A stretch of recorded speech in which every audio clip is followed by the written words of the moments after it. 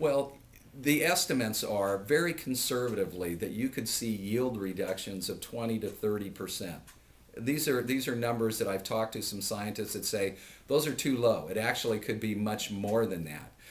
The reality is that without soil fumigants, you're all of a sudden looking at cutting back on production. And let's just use the numbers of table grapes, for instance, at $1.3 billion.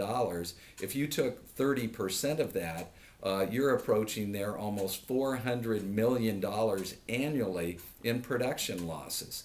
If you do those same kind of numbers for tree fruit, you're talking about almost $200 million annually.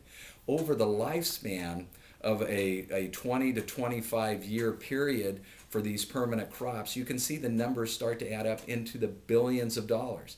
But in reality, what it means is that you simply would not be able to compete. You would not be able to produce the volume of product necessary to keep the prices at levels that consumers would accept.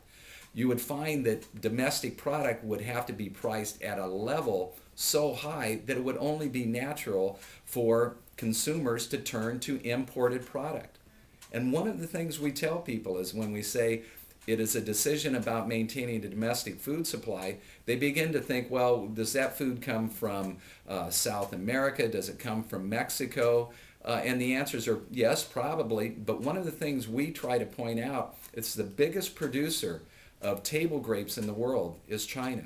They have 800 million boxes, 8 times as many table grapes as we have here.